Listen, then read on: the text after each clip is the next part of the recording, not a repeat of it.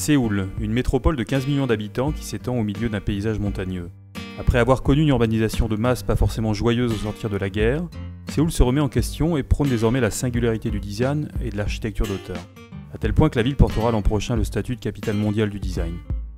Pour l'heure, c'est le groupe Prada, dont on connaît ses accointances avec l'architecture prospective, à travers notamment les épicenters de New York et Tokyo, respectivement dessinés par M. Koulas et Herzog et de Meuron, qui investit la ville depuis le printemps dernier.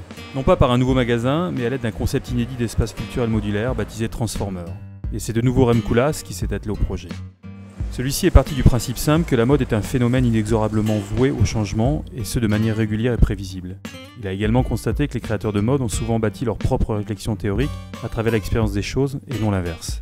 Partant de ces postulats, Koulas a créé une structure architecturale, légère par son dispositif, et capable de faire évoluer ses usages sans que sa physionomie ne soit réellement modifiée. Ainsi, Transformer a été conçu sur la base de 4 types d'occupations, soit 4 usages bien définis. Une présentation de vêtements, un festival de cinéma, une exposition d'art contemporain et un défilé de mode. À ce programme, l'architecte néerlandais a alors défini 4 espaces aux formes bien particulières. Un hexagone, un rectangle, un cercle et une croix qu'il a transposé dans un unique module capable de pivoter sur lui-même pour recouvrir au choix l'une de ses fonctions. Côté pratique, il ne faut en fait pas plus d'une demi-journée et de 2 grues pour faire la pirouette à cette tente monumentale de métal et cocoon, une membrane plastique particulièrement extensible. Koulas repousse ici à la fois la réflexion sur la modularité et les limites d'un bâtiment quant à ses définitions propres. Plus de sol, ni de mur ou de plafond, l'architecture devient parfaitement tridimensionnelle pour une meilleure gestion de l'espace.